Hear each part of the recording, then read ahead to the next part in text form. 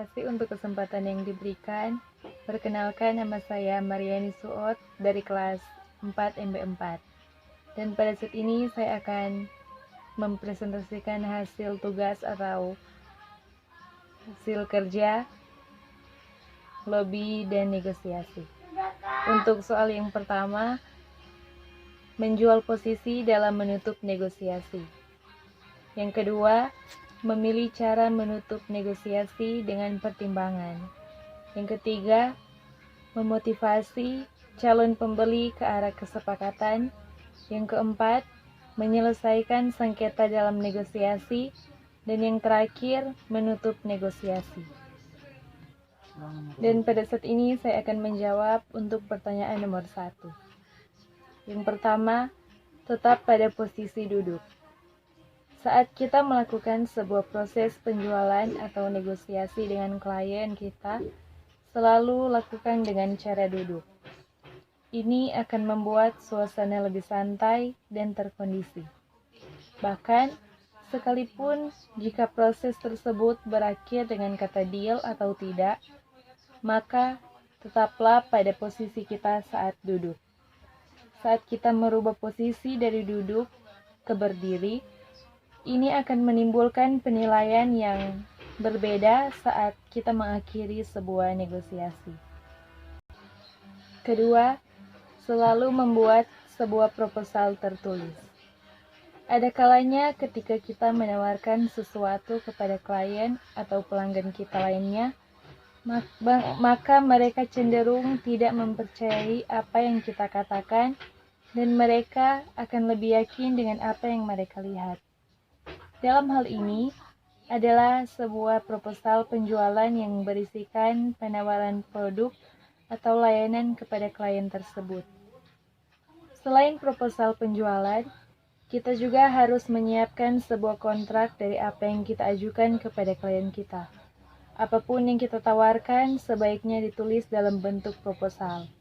Ini akan membantu kita menunjukkan kepada klien kita bahwa mereka akan mendapatkan produk atau layanan tersebut ketika mereka telah membuat sebuah keputusan dari proposal yang diterimanya. Yang ketiga, melakukan komunikasi dengan jelas. Tidak seorang pun akan mempercayai kita ketika kita menawarkan kepada mereka dengan bahasa atau tutur kata yang tidak jelas. Klien juga akan ragu ketika kita mempresentasikan penjualan kita dengan tidak percaya diri. Cobalah untuk berlatih percaya diri saat berbicara dan berhadapan dengan orang lain. Kita bisa mencobanya dengan merekam suara atau video kita, dan dari satu sisi Anda bisa memberikan koreksi sendiri untuk model presentasi yang akan Anda lakukan. Dengan begitu, kita akan terlatih percaya diri jika berbicara di hadapan orang lain. Yang keempat, lakukan kontak mata. Hal yang paling penting dalam berkomunikasi dengan orang lain atau lebih kepada saat kita ingin menjual produk atau layanan kita adalah lakukan kontak mata. Karena bagi sebagian besar orang, saat kita berbicara dengan melakukan kontak mata, maka saat itulah klien bisa membaca apakah kita bersungguh-sungguh dalam menjual atau tidak sedikit pun serius. Yang kelima, jangan lupakan hal kecil. Terkadang saat kita terlalu fokus dan terburu-buru dalam melakukan pertemuan dengan klien, kita melupakan hal yang kecil. Hal ini seperti membawa sebuah pena. Ini menjadi penting saat kita dan klien sudah sepakat dalam menutup penjualan dengan kata deal, dan mengharuskan klien menandatangani berkas yang sudah dipersiapkan. Saat kita melupakan hal kecil ini, bisa saja klien berpikir bahwa kita kurang persiapan dan dirasa kurang serius. Dan ini bisa berakibat pembatalan negosiasi yang sudah terbentuk. Maka usahakanlah jangan lupakan hal-hal yang kecil yang dibutuhkan dalam proses penjualan kita. Keenam, berikan sedikit humor. Siapa yang tidak menyukai humor? Saya rasa semua orang menyukai humor, terlebih saat mereka sedang merasa stres atau terbebani pikiran. Begitu juga saat kita sedang menjual atau melakukan sebuah negosiasi dengan klien, terkadang saking seriusnya, kita dan klien sama-sama merasa stres dan bosan. Untuk mengobati itu semua, kita bisa memberikan sedikit humor dalam percakapan yang terjalin. Humor akan membuat kondisi yang semula tegang akan menjadi lebih baik dan semakin mudah dalam menutup penjualan. Ketujuh, ajukan pertanyaan sekali lagi. Jika kita kurang yakin dengan pertanyaan klien kita tentang ya atau tidak, kita dipersilakan untuk mengajukan pertanyaan lagi. Pertanyaan ini digunakan untuk mengkonfirmasi apakah benar yang kita dengar sebelumnya. Tapi usahakan kita mendengar dan fokus pada apa yang kita dan klien bicarakan agar tidak timbul pertanyaan yang sama untuk kedua kalinya. Ini bisa menjadi sebuah gangguan bagi klien kita, terlebih saat mereka sedang sibuk atau terburu-buru. Ke-8, tetap percaya diri. Dalam berbagai kesempatan kita memang disarankan untuk memiliki rasa percaya diri, terlebih saat hendak melakukan proses penjualan kepada klien atau pelanggan-pelanggan kita. Bagaimana kita bisa menjual suatu produk saat kita sendiri tidak yakin dan tidak percaya diri saat mempresentasikan produk tersebut? Maka dari itu, terlepas dari kata deal atau tidak, sebagai seorang penjual, kita memang dituntut untuk percaya diri. Ke-9, tetap positif. Tidak peduli seberapa besar pembeli memberikan respon terhadap usaha kita saat menjual, sebagai penjual kita harus terus berpikir positif terhadap apa yang kita lakukan. Ini juga sangat penting saat kita melakukan proses negosiasi dengan klien kita. Saat kita tidak memberikan nilai positif dalam setiap pikiran dan ucapan kita, maka proses yang terjadi pun akan sulit untuk dikendalikan. Kita bisa saat terpancing emosi, saat klien tidak jadi memberikan deal-nya untuk kita. Namun saat kita terus berpikir positif, maka itu akan membuat semua yang kita lakukan juga terasa mudah. Yang terakhir, selalu tersenyum. Ingat hal terakhir ini, berikan senyuman untuk setiap kegiatan yang kita lakukan. Tahukah kita, jika senyuman menjadi salah satu obat dan pemberi semangat dari dalam diri kita. Saat kita memberikan senyuman untuk orang lain, maka energi positif akan secara otomatis tercipta antara kita dengan orang lain. Bahkan saat usaha mulai memanas, cobalah untuk tetap tenang dan berikan senyuman untuk klien kita. Ini akan membantu kita mencairkan suasana dan membuat suasana lebih baik. Saat ini saya akan menjawab pertanyaan nomor 2. Yang pertama, punya strategi. Merencanakan apa yang akan kita katakan pas melakukan negosiasi, harus perhatikan situasi apa saja yang mungkin akan terjadi dan bagaimana cara kita untuk merespon apa yang akan terjadi itu. Yang kedua, berlatih dan evaluasi. Banyak sales yang kesulitan untuk mengakhiri atau melakukan closing akhirnya bisa berpotensi untuk meneliti peluang untuk berhasil menjual. Maka dari itu kita perlu berlatih untuk respon situasi sampai jadi kelihatan natural.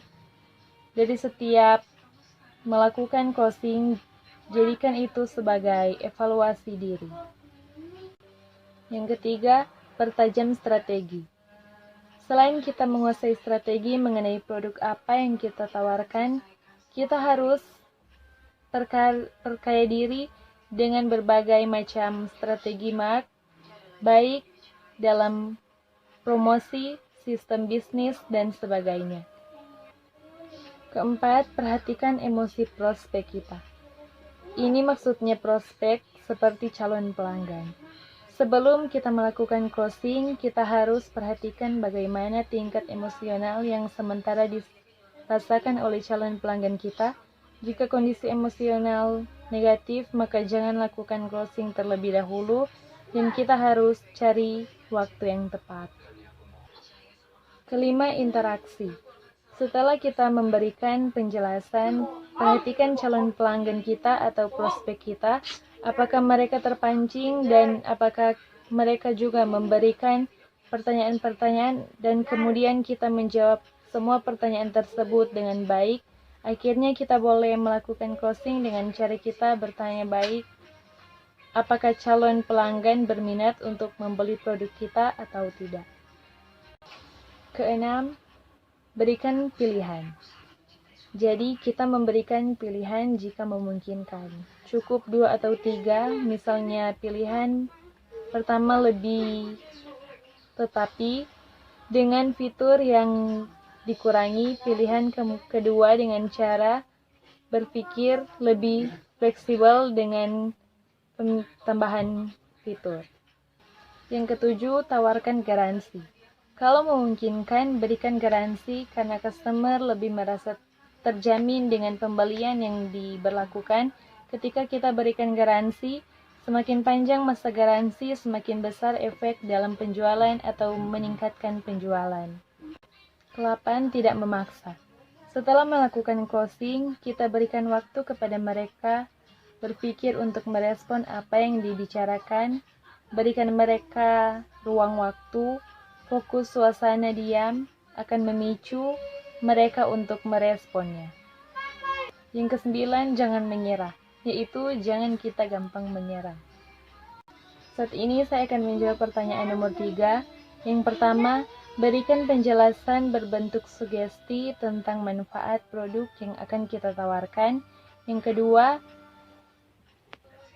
yakinkan prospek kalau kualitas yang dimiliki itu tinggi dan harga yang bersaing.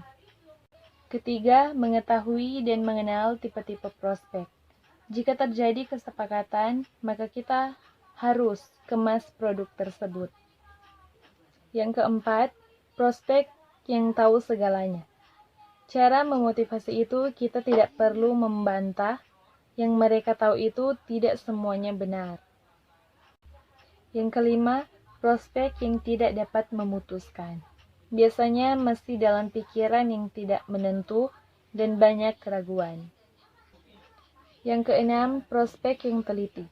Caranya, penjual harus memberikan penjelasan rinci atas produk yang ditawarkan, karena orang yang teliti dia akan memperhatikan semuanya, detail-detailnya dan layani prospek dengan penuh kesabaran. Saat ini saya akan menjawab pertanyaan nomor 4. Dalam sebuah negosiasi, biasanya banyak terjadi konflik, misalnya ada kecenderungan memaksakan ide defensif atau kurang terbuka dan sebagainya. Dan jika terjadi konflik yang ekstrim, bagaimana cara pandangan dan cara menghadapi konflik tersebut? Kita bisa lakukan dengan cara mediasi, dan sebagai mediator harus memperhatikan berbagai hal. Misalkan harus mengakui adanya konflik dan eratkan dengan penyelesaian. Setelah itu bersikap netral, fokus pada diskusi, dapat keyakinan kalau pihak mendukung solusi yang telah disetujui. Sebagai contoh, bagaimana kedua belah pihak masih boleh menangani semua dengan baik-baik dan harmonis. Caranya pertama, prioritaskan hubungan baik, dan yang kedua, pahami fakta-fakta terlebih dahulu. Dan pada saat ini saya akan menjawab untuk pertanyaan nomor 5, yaitu menutup negosiasi. Cara menutup negosiasi ini yaitu kita harus lakukan dengan baik, karena itu juga merupakan faktor yang menentukan apakah akan dilaksanakan kerjasama atau tidak, dan apakah prospek akan membeli atau tidak. Jadi, cara pertama melakukan komunikasi dengan jelas, dan cara yang kedua lakukan kontak mata, dan yang ketiga tetap pada pikiran yang optimis dan jangan pada pikiran yang pesimis, karena akan mengganggu dalam proses untuk menutup negosiasi yang telah dibicarakan dari awal sampai dengan akhir, dan itu akan mempengaruhi pada persetujuan yang telah deal atau tidak.